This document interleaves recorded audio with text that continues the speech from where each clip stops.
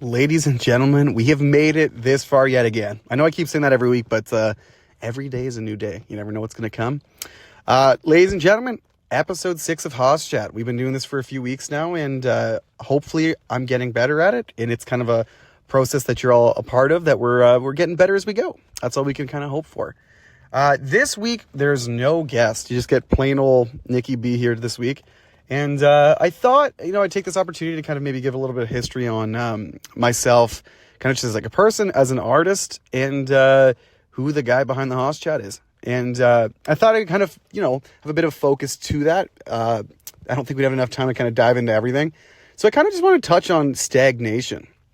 You might say, like, Nick, what is stagnation? And to me, stagnation is when you kind of get into this rut of maybe it's career, maybe it's education, something like that, where you don't really know maybe yourself, you don't know your direction, and it doesn't feel very good.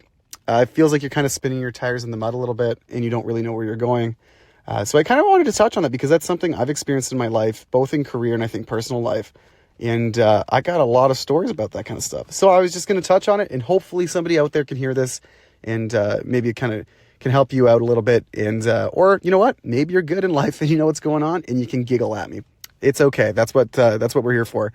So if we take it back a couple years ago, kind of right when I was starting out university, college, I really didn't know what I wanted to do. I had no idea. I think it was about 2018, so a little bit more than a couple years ago, but I really didn't know what I wanted to do with my life.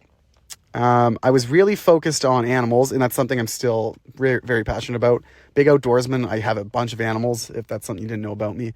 But there wasn't really anything in like an educational sense that I really wanted to pursue with animals. I didn't really want to be a vet. Didn't really want to be in biology. I was very much into the applied side of things, like keeping animals, breeding animals, that kind of thing. So I had gone to University of Guelph, shout out University of Guelph, and I was in environmental science.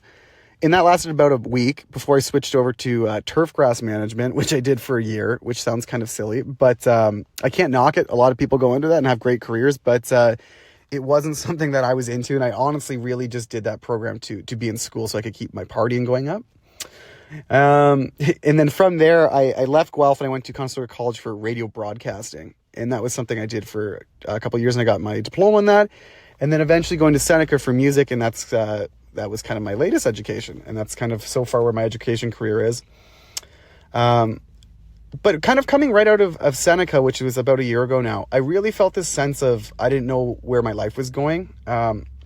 You always hear people going, oh, you're in school, you're going to be fine.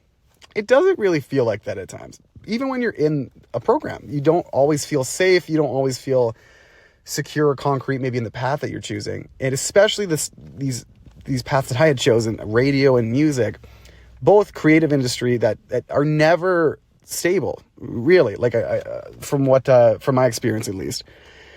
So I always felt this sense of, people around me are doing these traditional jobs, and I felt like I was kind of like the outlier. Like, what am I doing? I'm just rambling around doing all this stuff.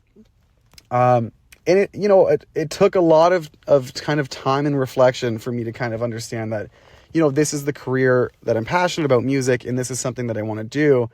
You kind of have to live in the chaos. You have to be okay without maybe the consistency or, as something like a 9-to-5 would give you. And I think personally, really being okay with that, living in the chaos concept, comes from really knowing yourself. I think before you can go into anything, regardless of as to if it's a creative industry or not, if you don't know yourself, you're going to find yourself being spread across a lot of different avenues, and you're going to find yourself in situations that you probably don't want to be in. Just because once you know yourself, you can kind of understand, what might set you off or things that you enjoy, or what might tempt you. And I think once you kind of have a better idea of who you are as a person, it's so much more beneficial to your overall life. This better sense of focus comes into place. And for me in music, I think who I am in my voice is something that I'm still kind of trying to find. But whenever I find myself in those spots now where I feel like I'm stagnant career-wise, or, I could be playing better shows, or I could be, maybe bringing more streaming numbers in, or whatever it might be, I stop and I always go, think about where you started and where you are now in 3 or 4 years ago, how far you've come. And I think back to this story. I don't know if I've ever actually told this one. A few people out there would know this one. It was kind of my first time ever performing for a live audience. I want to say it was 2018. I was in university, unhappy with my program. And I had this love for country music, but I never really at the time considered it to be a career path. And I saw an ad online for a country music competition happening in Sarnia, where it was all across Ontario, all across Canada. And the qualifying round for me was in Sarnia. And if you went, you sang 2 songs and they voted, the crowd voted, based with the judges. And if you won, you actually went down to Pigeon Forge, Tennessee to play at a small little theater they had there against the other people that kind of qualified across the world. And if you won that, I believe you won a recording contract and a few $1,000s or something like that. And I saw this and I just kept thinking about it. I had never performed in front of people before, but I had this love of country music. I kind of was singing and songwriting a little bit, but never in front of anybody or told anybody about it. So eventually I kind of mustered up the courage to do this. And I talked to some friends about it and they said, just try it. Like, why not try it? Do it. So the songs I chose were Ernest Tubbs' Thanks a Lot and Hank Jr.'s Heaven Can't Be Found. So I drive down to Sarnia and I'm ready to go. I couldn't even play the guitar back then. Not that I'm going to argue I'm amazing at it now, but I couldn't even pick up a guitar back then. So I was playing to a backing track. And I go up and they introduce me and I play Ernest Tubbs' Thanks a Lot. And, or sing, I should say, I guess. And I just butchered it. I almost was like talk singing because I got so scared. My sense of pitch just went out the window and I was done. This wasn't going to happen. And you could tell on people's faces it just was not good. And it was horrible. And in that moment, it was just, I just bombed this entire performance. And I felt, I can't even explain to you what that feels like. You feel like, you have an interaction with somebody and you say something kind of weird, or maybe they misinterpret something you said, and there's that weird moment of like, what? It's like that, but for 5 hours, it just sits with you and you feel terrible. And I remember in that moment just thinking, oh, I can't sing. I can't be a musician. And I just felt extra bad because already at this point, I'm in my first year of university. The program's not resonated with me. It's not something I want to do. And then the only thing that I really cared about, music, I was failing at in that moment. And I felt so bad. I felt so gross that I was supposed to do a second song, but I said, oh, I got to take a break. I got to go to the washroom for a minute. I went to the kind of like the back area where the people were hanging out, and my buddies were there with me to kind of support me. And I said to them, look, we got to go. We got to get out of here. And they said, what? They said, what do you mean get out of here? And I said, I cannot do a second song. I barely did the first one. I can't do that again. And they said, well, if that's what you want to do. So we snuck out the back door and drove back to Waterloo. And it was something that really bothered me for a long time. It was something that I in that moment, I was like, you know what? Music is not my calling. It's something I'm not capable of. It's just something I'm passionate about. Maybe just keep listening to it. And, I go back to school. I'm doing my classes, and I'm just really not in a good spot. I was not in a good spot then. And I just felt like I was really, all I was doing with my life was living for the weekends to kind of drink with my friends. And as sad as that sounds, I'm so glad for that period of my life, because it was something that it really made me appreciative of things that I value that aren't necessarily just going to get rowdy with friends.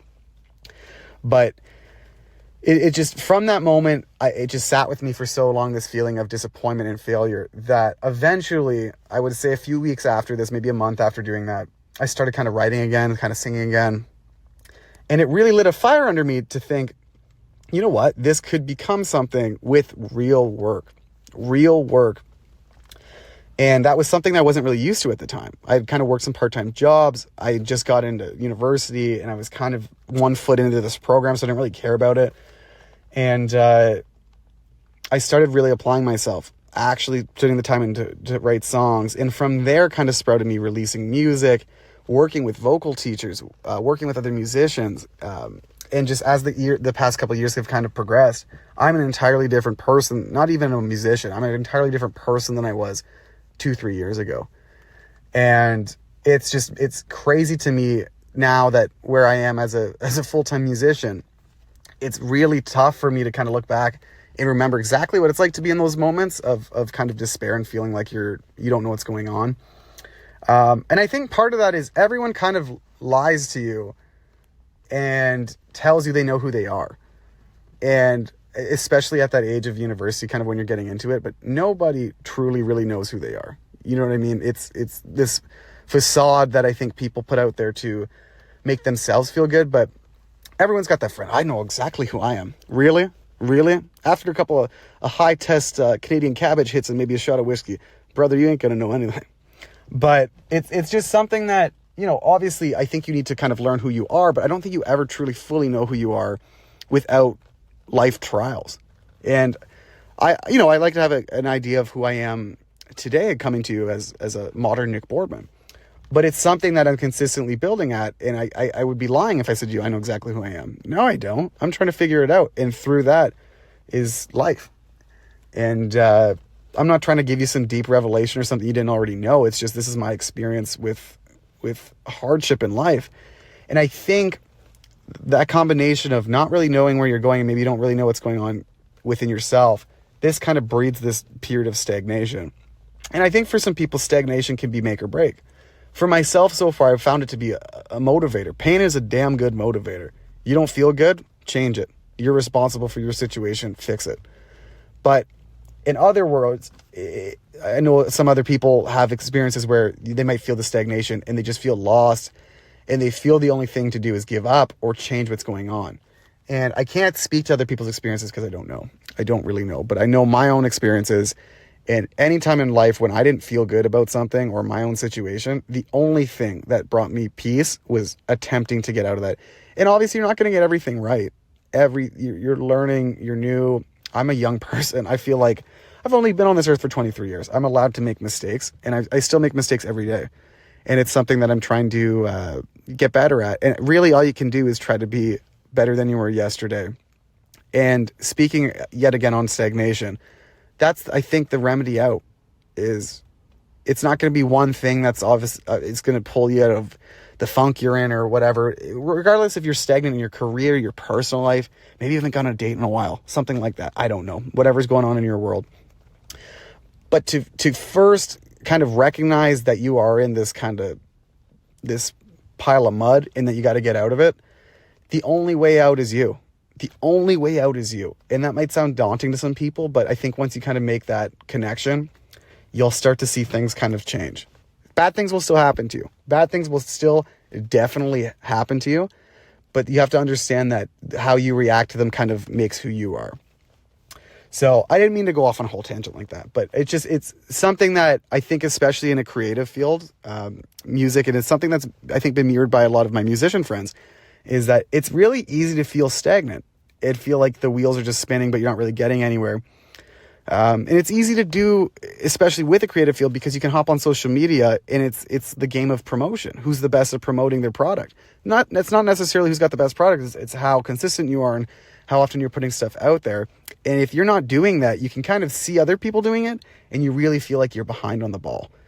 You feel as if you're not doing enough. You feel like you're not as worthy as them, or maybe you almost start to feel like you're not maybe doing the right thing. And it's easy. I play that game all the time. I can hop on Instagram and look and go, oh, so-and-so's got a new song out and they have done X, Y, and Z to promote it, and I didn't do that. So maybe I'm not as good as a musician because I didn't do that? Well, no, that's not the case. There's obviously a lot of other factors into it, but it's good to take stock of what's happening around you, but it's also good to take stock as to how you're reacting to it. Every day, the human brain, we're all taking in a million things every day. And I think it's a good practice to sit with yourself and practice introspection, where you actually kind of review what's going on with yourself, or maybe how you're just reacting to the stuff that's happening to you. There's no shame in that, because I think once you start glossing that over and it just starts piling up, that's when you get into these funks, and that's what creates this stagnant period. And it's really easy to dig yourself a hole, and it's good. It's easy to keep going, but I think it's good to recognize when you're in these positions or these spots, and coming up with these skills as how to deal with it. Because if you just throw the towel in and throw your arms up every time something gets tough or you don't feel good, you are going to have a terrible go at this life. I can promise you that, because I can almost assume that in most of your lives, things aren't going to go the way that you want them. Bad things are going to happen. Bad things are going to happen when you're at a good spot in life. Bad things are going to happen when you're in a bad spot in life. And life doesn't slow down for anybody. You have to learn how to kind of roll with the punches and roll with the rhythm of it. And I'm not saying you don't feel. I'm saying quite the opposite. You need to take the time to feel these things. I think too often people are so focused on hustling or getting to the top, whatever that might mean to you, that you don't kind of sit around and look around and go, you know what? Like, life is a pretty cool thing. I get to wake up every day and I get to have these friends. I get to have family, or I get to do whatever it is. I get to breathe. That's a basis that everyone can agree on. Most people, if you're alive. And I think there's such a richness to being introspective to a slight degree. I'm not saying you got to sit down every day and understand, why you do the things you do. But if you're not feeling right or things are off, no problem with sitting down with a pen and paper and kind of mapping it all out and kind of self-journaling. You're not writing the next big hit. You're not writing some slam poetry. You're writing to yourself. I have done that in my life many times, or just kind of, I would call it journaling, I guess, where if I'm feeling unsure about something, or I'm just feeling not like myself, I'm not feeling good, I just sit down and I kind of map it out. And I think it's so beneficial to kind of figure out your own, I don't want to use the word triggers, but the things that maybe set you off, or maybe the things that make you feel happy, so that going forward in life, you can advocate for yourself that much better into feeling good, into being in the spot you want, whether it's career-wise, personal, whatever it might be. It's something that I'm still trying to work at. It's just something I thought I would touch on this week because it's something that's important to me. I think introspection is something that everybody should be a little bit better at. And that's the ear beating you're getting this week from Nick Boardman on Stagnation. Maybe you didn't like what I said. I don't know. It's me. That's what I'm saying. You're listening to my podcast, you're going to hear my voice. If you don't like it, listen to something else. Coming up this week, this Friday, November 17th, I'm going to be in Kingston at Riverhead Brewing. So if you're in the Kingston area, come check us out. In the upcoming weeks, I'm going to be at Allura Brewery, and I'm also going to be coming up to Ottawa for the Ottawa Christmas Market. All of that's coming up pretty quick. And in terms of new music and things coming out like that, nothing kind of on the horizon. We do have a record coming out, but I don't have a date for you yet. So keep your eyes peeled for some stuff on social media. But in the meantime, enjoy these Haas chats. Enjoy the shows we're doing. We're kind of still on a little bit of a Ontario run. So catch us out on the road. I'll be out there with the Boogie Boys, and I'll be doing some duo dates, some trio dates. There's a lot of fun stuff coming up. But thanks again, folks, for listening to yet another Haas chat.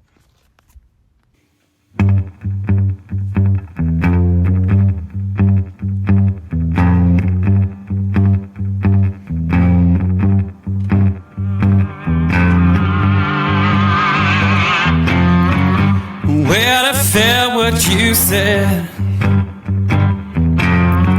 when you said our love was dead.